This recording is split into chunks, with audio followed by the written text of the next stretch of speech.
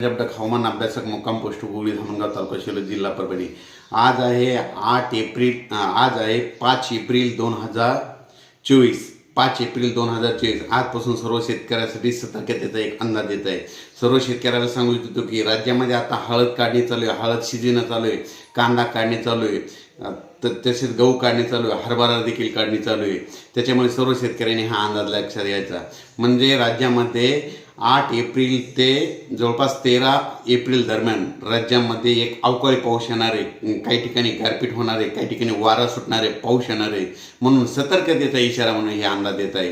राज्यात एकंदरीत सर्व शेतकऱ्याला सांगू इच्छितो की राज्यात 8 एप्रिल 9, 10, 11, 12, 13 एप्रिलपर्यंत राज्यामध्ये दररोज वेगवेगळ्या भागात भाग बदलत अवकाळी पाऊस पडणार आहे, विजेच्या स्वरूपात पाऊस असणार आहे, वाऱ्याच्या स्वरूपात पाऊस असणार आहे, भाग बदलत पडणार आहे, म्हणून हा सर्व शेतकऱ्यांनी अंदाज लक्षात द्यायचा। आता आपण एक एक भागाकडे बघू। राज्यामध्ये सांगायचं झालं तर 7 एप्रिलला जवळपास 7 एप्रिलला पूर्व विदर्भामध्ये पावसाला सुरुवात होणार आहे। आणि पूर्व विदर्भातल्या सर्व शेतकऱ्यांना माझी विनंती की तुम्ही काय करा, तुमची हळद असेल, कांदा असेल 7 तारखेपर्यंत काढून घ्या, कारण की पूर्व विदर्भात गारपीट देखील होणार आहे आणि त्याच्यामुळे पूर्व विदर्भात गारपीट देखील होणार आहे, पाऊस देखील पडणार आहे, वारा सुटणार आहे। त्याच्यानंतर पश्चिम विदर्भाकडे वळू। पश्चिम विदर्भामध्ये शेतकऱ्याचा कांदा काढणी चालू आहे, हरभरा काढणी चालू आहे, गहू काढणं चालू आहे। पश्चिम विदर्भातल्या शेतकऱ्याला सांगतो की तुम्ही 8 एप्रिलपर्यंत तुम्ही तुमचा गहू कांदा घरी आणून ठेवा, कारण की पश्चिम विदर्भात देखील गारपीट काही ठिकाणी गारपीट होणार आहे, भाग बदलत गारपीट पडणार आहे होणार आहे, म्हणून हे अंदाज लक्षात घ्यायचा। वाऱ्याचा पाऊस राहणार आहे, विजेचा पाऊस आहे, विजेपासून सगळ्यांनी संरक्षण करावे।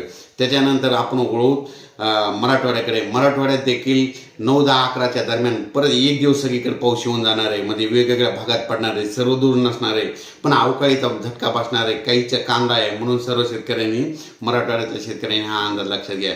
त्याच्यानंतर मध्य महाराष्ट्राकडे वळू। मध्य महाराष्ट्रात देखील 9, 10, 11, 12च्या दरम्यान परत अवकाळीचा एक फटका बसणार आहे, म्हणून मध्य महाराष्ट्रामध्ये विशेष म्हणजे सगळ्यांचा कांदा काढणी चालू आहे। तुम्ही काय करा, 7, 8 तारखेपर्यंत तुम्ही तुमचा कांदा झाकून ठेवा, नसा घरी साठवून ठेवा, कारण की मध्य महाराष्ट्रात मध्ये जवळपास 8, 9, 10, 11, 12, 13पर्यंत मध्य महाराष्ट्रामध्ये भाग बदलत तुरळक ठिकाणी पाऊस असणार आहे, म्हणून हा अंदाज लक्षात घ्यायचा। त्याच्यानंतर कोकणपट्टी, उत्तर महाराष्ट्र आणि कोकणपट्टीमध्ये देखील पाऊस असणार आहे, म्हणून ही अंदाज लक्षात घ्यायचा। उत्तर महाराष्ट्रात देखील विजेच्या कडकडासह अवकाळी पाऊस पडणार आहे, म्हणून उत्तर महाराष्ट्रातल्या शेतकऱ्याचा कांदा काढणी चालू आहे, म्हणून त्यांनी काय करायचं, जवळपास 9 एप्रिलपर्यंत तुम्ही तुमचा कांदा झाकून ठेवा, कारण की तुमच्याकडे देखील पाऊस येणार आहे।